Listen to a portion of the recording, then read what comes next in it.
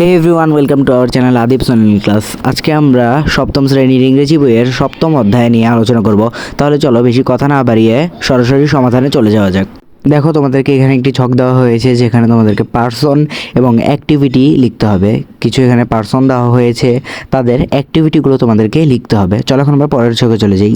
এই ছকে দেখো তোমাদেরকে ক্লুজ, সেন্টেন্সেস এবং এক্সপ্রেসিং অ্যাকশনস দেওয়া হয়েছে।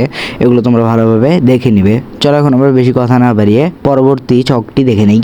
এবারে দেখো, তোমাদেরকে 5টি বাক্য দেওয়া হয়েছে। এই বাক্যগুলোর কিছু বিবরণ তোমাদেরকে দিতে হবে, যেমন কোনটি কোন ধরনের বাক্য, কোনটি নেগেটিভ, কোনটি কোয়েশ্চেন এবং কোনটি কি বোঝায়, এসব তোমাদেরকে এই ছকটিতে দিতে হবে। চলো এখন আমরা পরবর্তী ছকে মুভ অন করি। এখানে তোমাদেরকে এই অধ্যায়ের শেষ ছকটি দেওয়া হয়েছে, যেখানে verbs, degree, extent, manners of the verbs দেওয়া হয়েছে। এগুলো তোমরা অবশ্যই ভালোভাবে দেখে নিবে এবং খাতায় নোট করে নিবে। আজকের মতো আমি এখানেই বিদায় নিচ্ছি আদিপস অনলাইন ক্লাসের পক্ষ থেকে। পরের ভিডিওতে তোমরা পাবে সপ্তম শ্রেণীর ইংরেজি বইয়ের ইউনিট 8-এর সকল সমাধান। তোমরা যারা এখনও আমাদের চ্যানেলটিকে সাবস্ক্রাইব করোনি, অবশ্যই আমাদের চ্যানেলটিকে সাবস্ক্রাইব করে দিবে এবং ভিডিওটিতে একটি লাইক করে দিবে।